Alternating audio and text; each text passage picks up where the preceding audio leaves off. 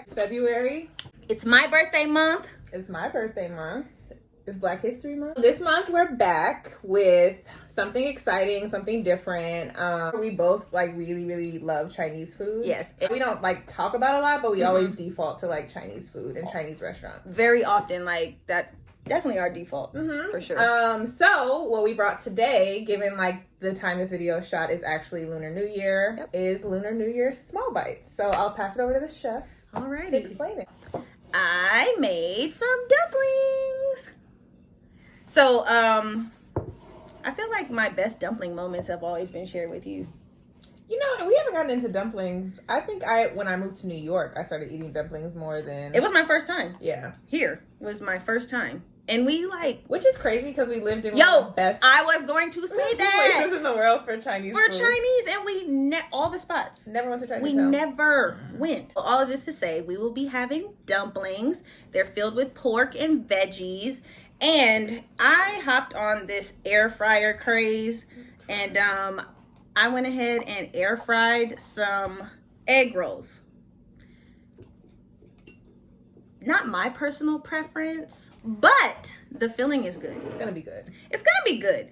I just prefer them to be more... Is it good? Yes! I prefer them to be more crunchy and have that typical like bubbly, crusty look. So these will be our snacks for today. And Taylor doesn't know this, but I did something special. And of course it's food related because what else would it be? So, are you ready? I don't know what this is. I have severe She's been very yes, she's been very anxious because I told her I was surprising her with something. And so here it is. You don't open your eyes yet. Oh, I don't know what. Can I touch it? Open! No. This is dinner too. You remember when we ordered this? Yeah. So I ordered us a heart-shaped pizza. Aww. And so a little side note on this. We have always spent like a Galentine's Day together. You know, I was thinking about this. So regardless of like relationship status, I think like one year she was in a relationship, I was single, and like it was Valentine's Day, and like I don't. There's a backstory to that. But we went to Popeyes because she like didn't want me to be alone, and then she went on her not so good Valentine's. But it was like we always. Even like it's not like a conscious like let's do Valentine's. No. It's just we always end up together. It always happens. So this is an ode to that heart-shaped pizza. At Papa John's. Yep. All right. Aww. So yes. So as the name kind of implies, Lunar New Year celebrates the cycles of the moon, right? And the new year by way of the cycles of the moon. In other parts of the world, we're celebrating like a renewal and that sort of thing. And you know, we all tend to get with our family and our friends and all of that good stuff. So likewise, Lunar New Year is a celebration of family and friends and of course food. We are coming out of the year of the rat, which, you know, 2020 it's trickled into the beginning of the year, but listen. So again, coming out of the year of the rat, a year that was full of chaos, essentially. Put it lightly. We're moving into a year that is marked by a steady pace, hard work, positivity, growth, and so I am looking forward to that. I am too. Yeah. I think, you know, it's still the beginning. It's still early.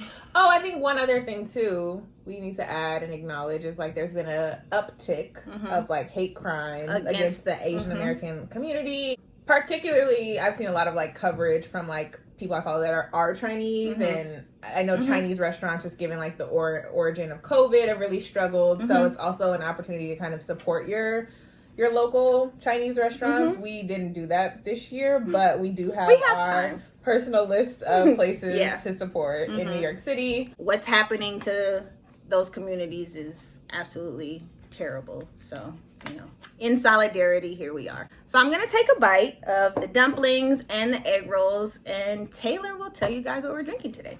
So I've been drinking, obviously. I have a full one here.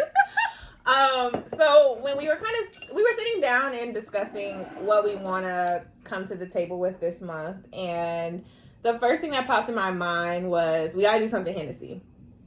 Being the inquisitive person that I am, I wanted to dig a bit deeper into why Hennessy. Yeah. Like there's a connotation with Hennessy in the Black community. Like that's a black drink.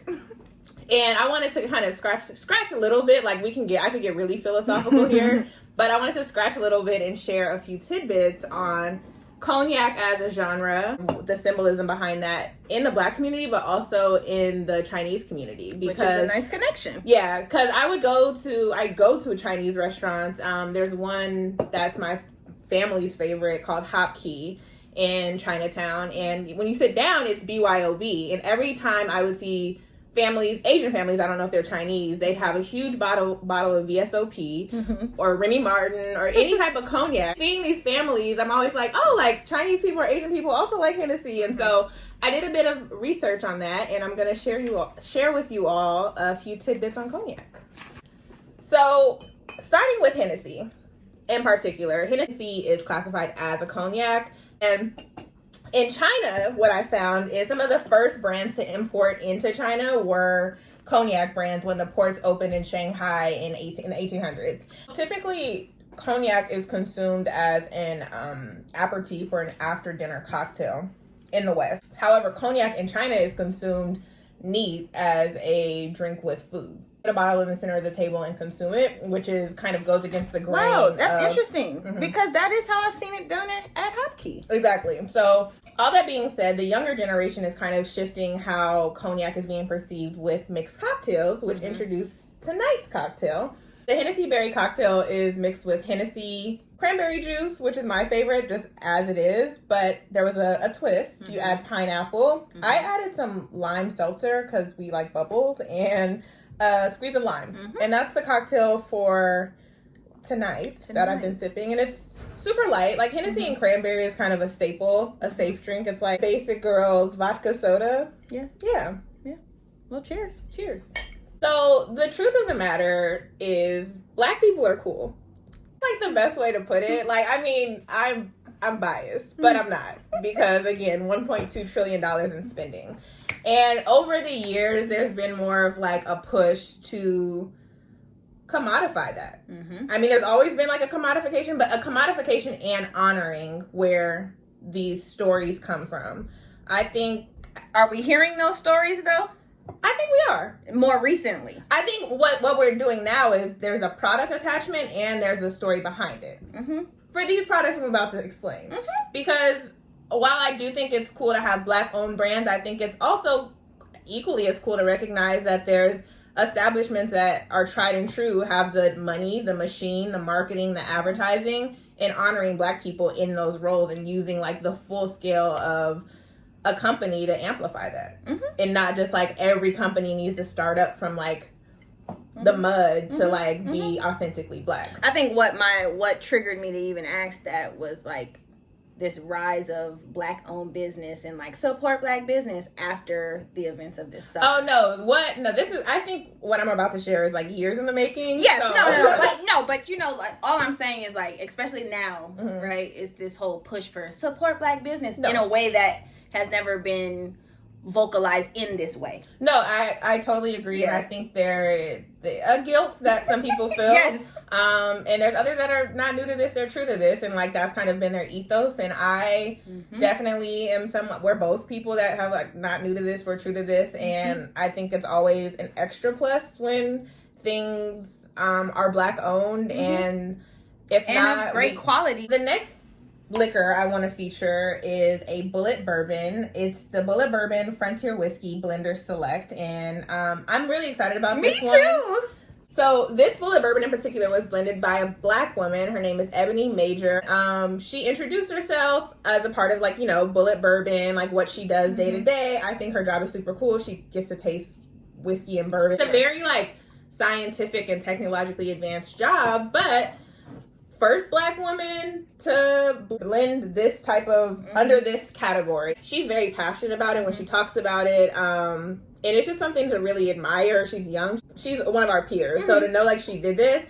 And again, I'm not a bourbon or whiskey person, but this is like, it tastes so good. There's like hints of vanilla and chocolate. Like seeing people like Ebony, it just got me really excited. So I'm like, I didn't even know, I knew it existed, but I never thought it was attainable. Yeah, or a market for us. Right. So props to you, Ebony, for Black History Month. I'm always like down to champion these type of stuff because it signals to Bullet, which signals to Diageo, like, hey, we got to keep investing in Black people and like Black women and investing at schools that like teach these opportunities. Right. And I wanted to like show this one. Yeah. Because I don't feel like people know about it. And even on that note of like, where are these Black children being educated and what are they learning in these places? Yeah. Which is like, as a teacher, really frustrating.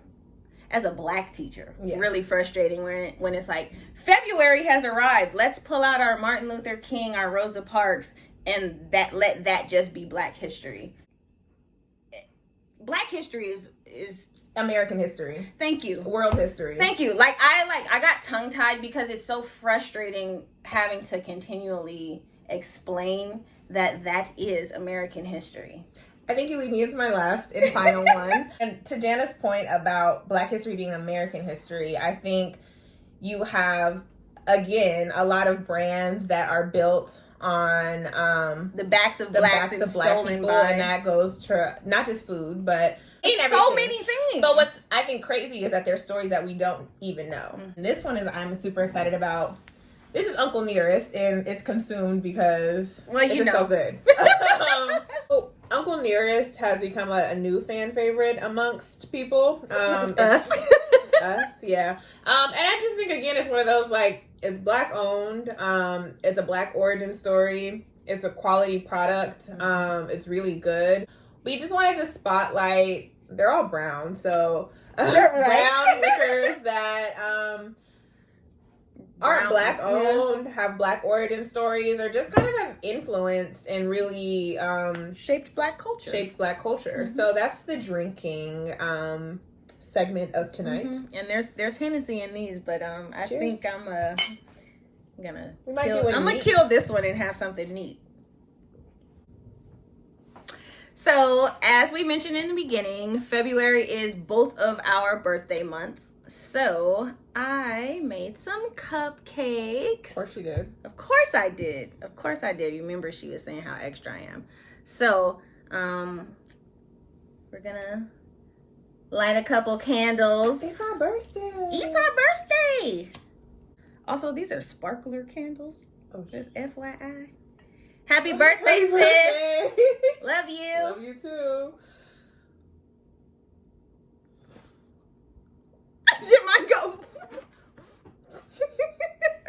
Last month, we talked about how January 1 was not our personal New Year, and that we used our birthday to mark that. And so mine has passed, but with yours coming, have you thought of like a goal for your new year? I've been thinking about it. So discipline is going to be a driving word for me this year, in a few different aspects that I'm hoping I know will come to fruition, because I'm going to be disciplined and put in the work for it. That sounds good. Oh, goal for me.